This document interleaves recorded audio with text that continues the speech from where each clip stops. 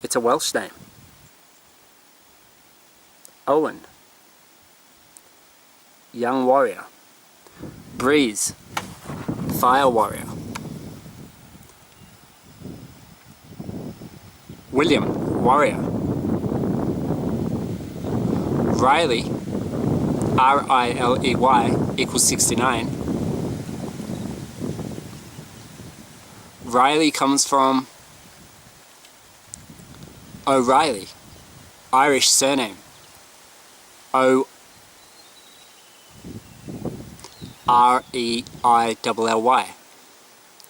O'Reilly.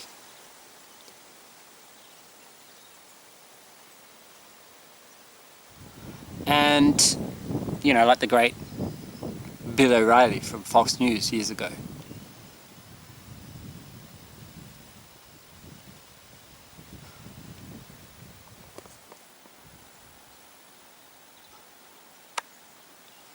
O'Reilly then got changed to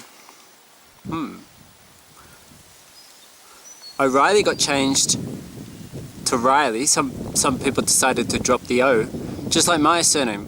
O'Kelly became Kelly. And then somewhere along the line someone decided to change the spelling and use it as a first name. And not just any first name, but a unisex first name. Riley.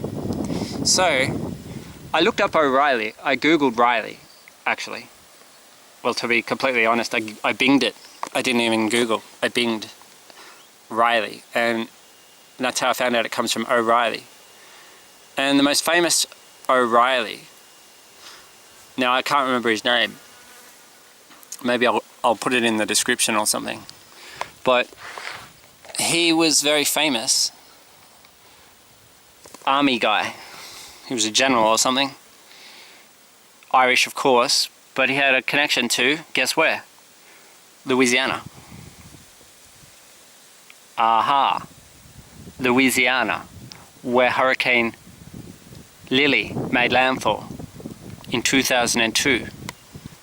The storm that formed on Stephen King's birthday in 2002, the Dark Tower author, Stephen King, Hurricane Lily, formed on his birthday and was the second storm to make landfall in Louisiana after Isidore.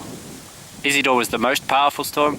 Lily was not as bad as Isidore, but she was still serious. Did a couple of $1 billion worth of damage. So Lily, Hurricane Lily, 2002. And the next storm to be named by Indonesia will be Tropical Cyclone Lily, with the same spelling, L-I-L-I. I thought, how weird would it be if the next cyclone in Australian waters, after Penny, is named Riley, and if Riley comes from a girl storm, a girl cyclone, and not just any girl, but an Indonesian girl, a pretty Indonesian girl, Lily.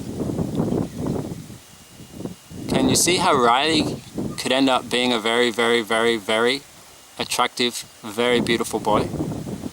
Smooth, slinky, lovely, beautiful, bratty, naughty, Riley.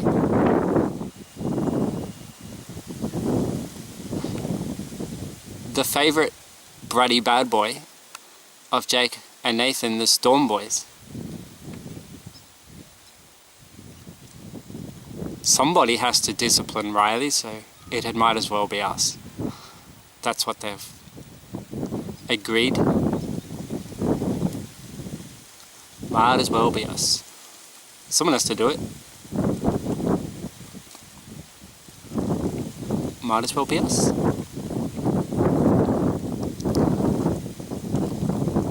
Now Riley, he's not letting on that the idea of being disciplined by Jake and Nathan quite excites him. But that could be the truth. Blame is a pain, and that is the truth. That is in the Dark Tower. It's in book number 3, The Wastelands. Blaine is a pain, and that is the truth. And so felt Lord Perth.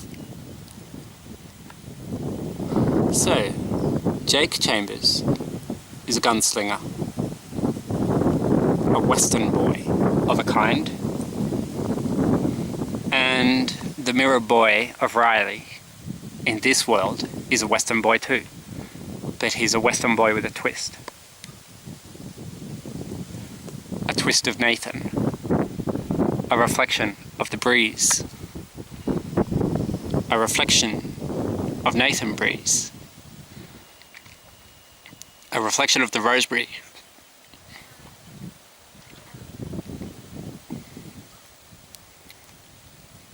That he is. He's a pond boy, just like Owen. Riley looks like Owen, because Owen is a beautiful boy. He's a daffodil boy. You know, the daffodil is a true bulb. Daffodil equals 57. Owen equals 57. So we know Owen is a daffodil boy.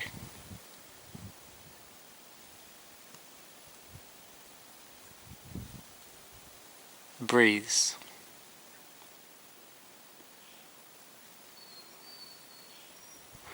A true bulb. The daffodil. Iris. We had a cyclone named Iris in 2018. Earlier last year, I have to say now. Not this year, last year. Because today is the 2nd of January 2019.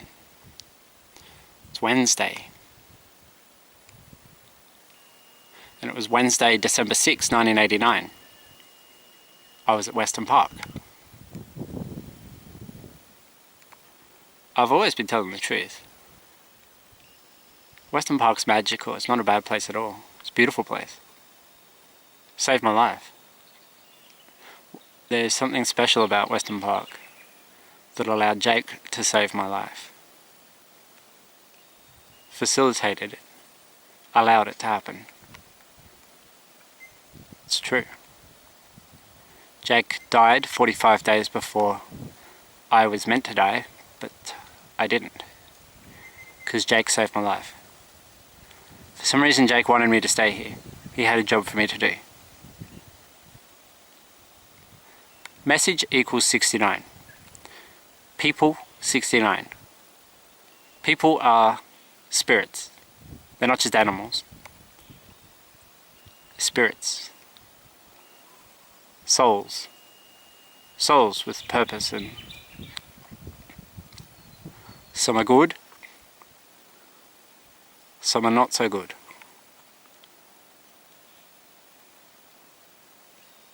Most are good. Most are good. Most people are good. Basically good. Even if they are a little bit kinky. Or a little bit naughty. Riley's very naughty, very kinky.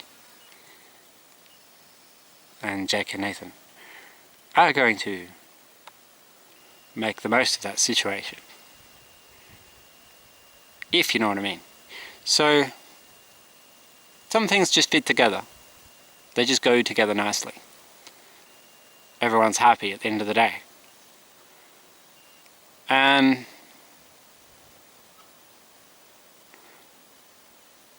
free will is a big thing. You should never deprive someone of their free will. You should never deprive someone of their freedom. If you do, you're a kidnapper.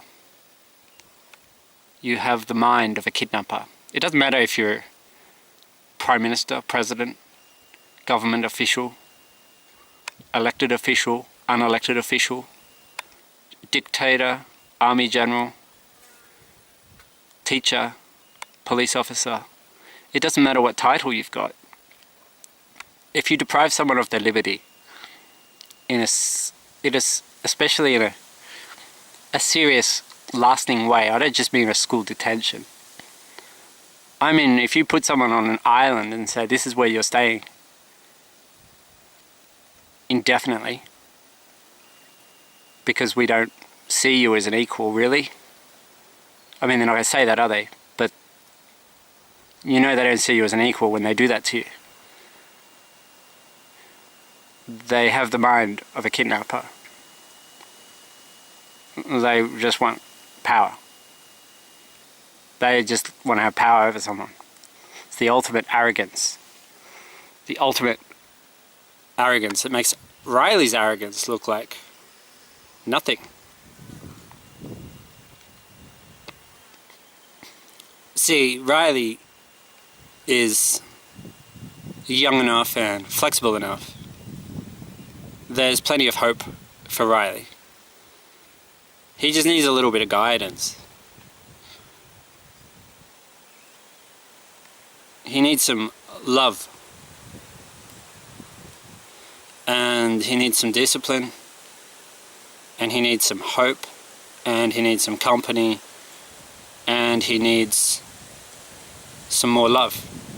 And he'll be fine. It's okay to have some arrogance. Some arrogance is necessary. It's just when it becomes a tsunami of arrogance that people get hurt. A tsunami of arrogance is what we see in a lot of politicians these days in this place. This place is like a prison for a lot of people. It is a prison, literally, for a lot of people. There are millions of people in the United States who are in jail for petty, pathetic, so-called crimes. Victimless crimes.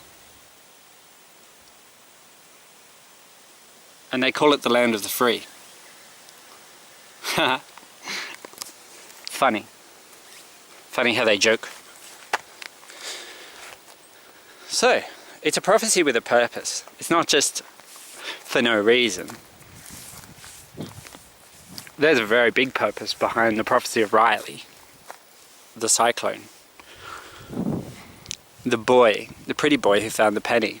The pretty penny in the pond, in the moonlight. Riley the thief, the slinky thief in the night. He's a bad boy in so many ways, is Riley. Such a brat, but so lovable, so gorgeous, is Riley. Gorgeous boy. And so Jake and Nathan can't help but love him. Despite all the bad things he's done. Maybe it's because of all the bad things he's done that they find him so interesting and appealing. Maybe that's true.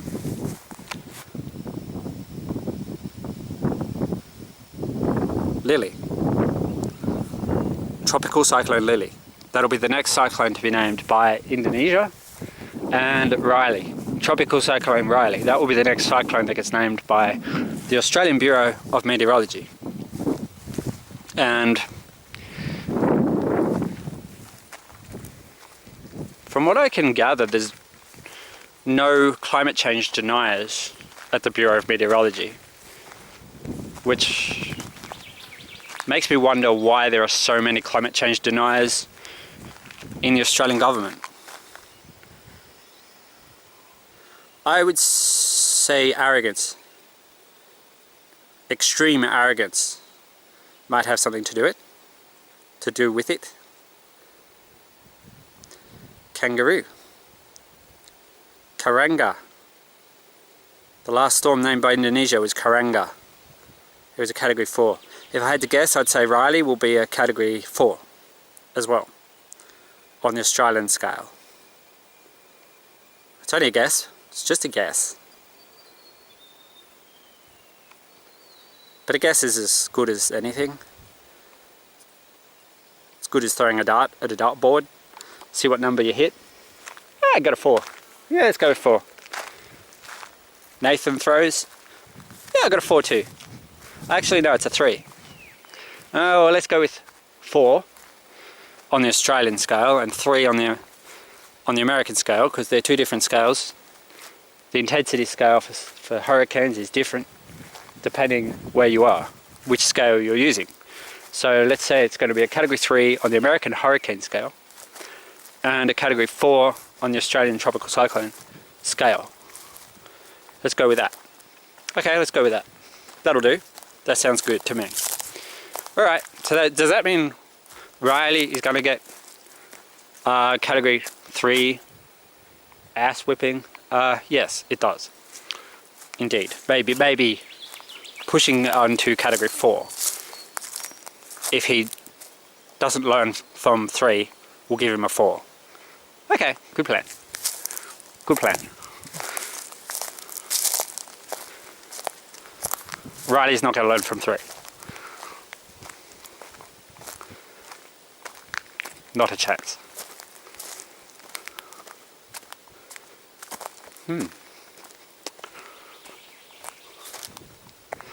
Something about this tree.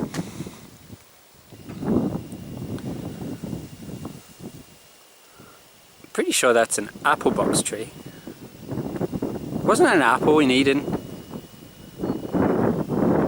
This is an apple box tree. Maybe this is Eden. Could be. Riley's a serpent boy. Serpentine boy. He's a bit naughty. A bit bratty. But he's a boy of the truth. He's not a fraud. He's not a dictator. He's arrogant in a way that Jake and Nathan kind of can deal with. And that, as the sun sets, as the sun goes down on the 2nd of January 2019, that is the prophecy of Jacob Wetzeling and Nathan Breeze. That is the prophecy of the Storm Boys for their Mirror Boys here on Earth, where there will be a cyclone named Riley reflecting a certain bad boy, bratty, delinquent, slinky boy, Riley, in Jake and Nathan's world. Oh, here we go. Number 2. Yep. 2 welts. That would be the second stroke of the cane for Riley, who is now having second thoughts about what he did to bring this on. Yes, indeed he is. And the sun is setting, and the prophecy is now out there, out in the world.